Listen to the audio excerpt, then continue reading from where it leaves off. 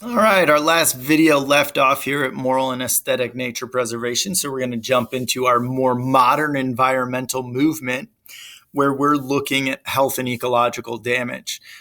So here within the modern environmental movement, we're really focusing on human impact, the things that we've done, and how we could potentially fix these things. After World War II, huge amounts of industry kind of started booming at this time.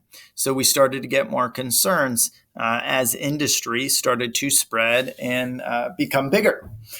Rachel Carson wrote Silent Spring in 1962, looking at pesticides and how it was impacting the health of people.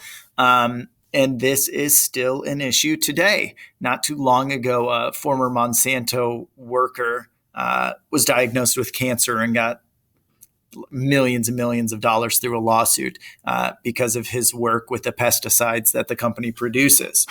And so we still see this health issue today. But before this book, Silent Spring, was published, it was not very well known what these pesticides did to people.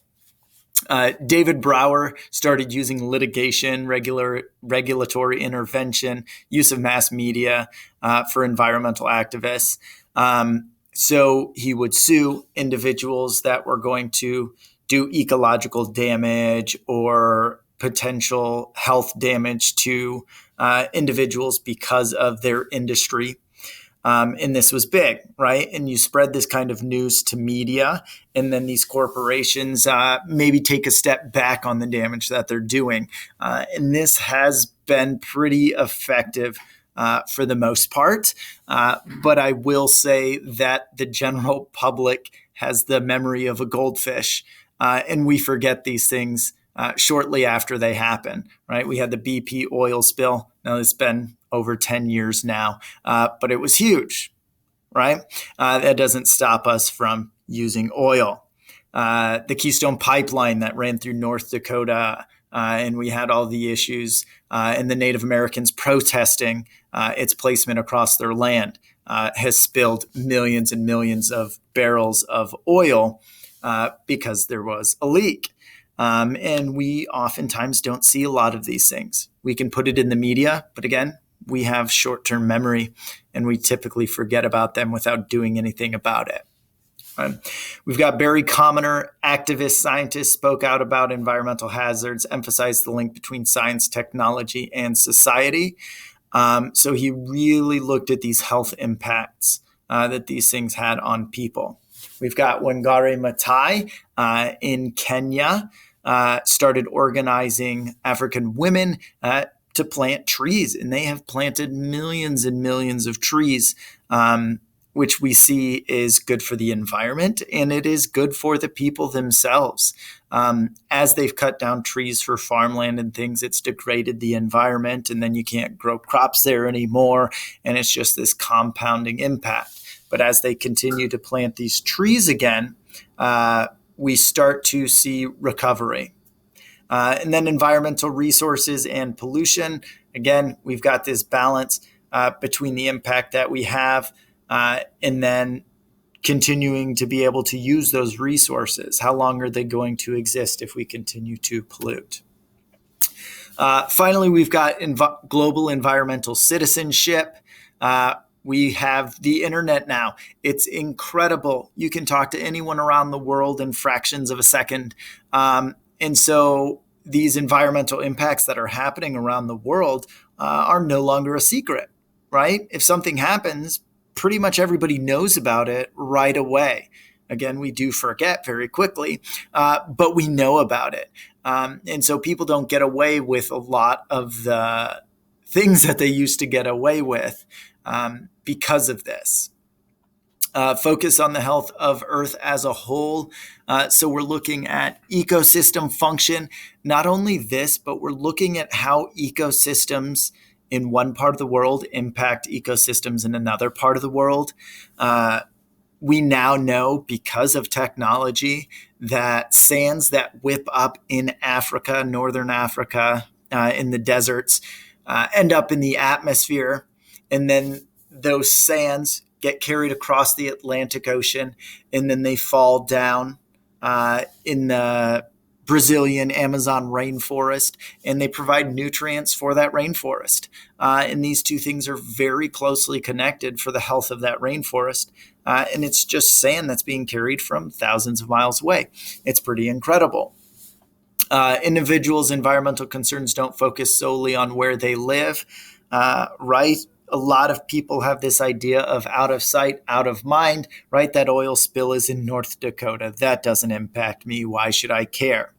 But with global environmental citizenship, we realize that environmental impacts in one part of the world can have impacts elsewhere too. Okay? These huge things don't stay in one spot for long. Okay, especially when we talk about impacts on the ocean, that will spread. Impacts in the atmosphere, that spreads. These things are connected globally. Okay. All right, so we look at worldviews. So we've got three basic environmental worldviews. Our planetary management is kind of that preservationist, that utilitarian view that Teddy Roosevelt had. So we are separate from nature. We're humans. We're smart. Nature is there for us. It is a resource, a commodity. We are smart enough that as we start running out of resources like oil, natural gas, coal, we will just develop better technologies to not run out of those resources. We'll find more ways to access them and to use less of them, and so on. Okay, this is based around economic growth, and nature is there for the good of the economy. Okay. Stewardship. We have a responsibility to be stewards for the earth, to take care of it. Okay, probably won't run out of resources, but we shouldn't be wasteful. Encourage environmentally beneficial forms of economic growth. Discourage environmentally harmful forms. So ban things that are bad for the environment. Give subsidies to things that are good. Okay. Success in this depends on how we manage Earth's life support systems. Environmental wisdom, our third world view here. We are a part of nature. We are dependent on it 100%. All of the species on the planet are dependent on nature. Resources are limited. Okay, these things aren't going to exist forever if we use them unsustainably. Okay, again, any economic growth should be sustainable. If it's not, eventually those things are going to crash. Success here in the environmental wisdom is learning about sustainability and how we can continue this economic growth in a sustainable way. So we've got these environmental worldviews here. We've got this planetary management, which is pretty anthropocentric, which means it's human-centered. Nature is there for people. We've got stewardship, which is more biocentric, maybe ecosystem-centric there as well, where we are taking care of the earth.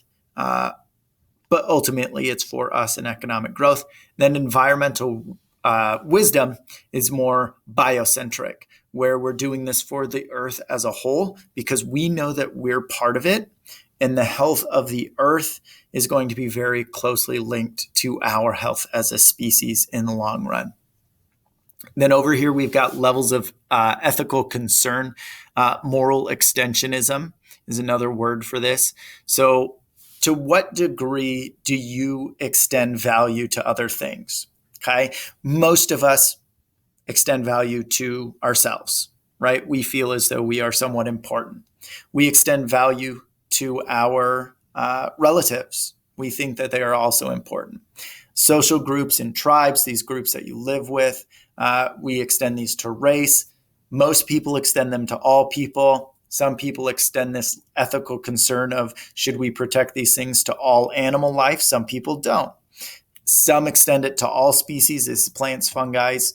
Most people don't go that far. And then all ecosystems, Earth itself, that last level of ethical concern.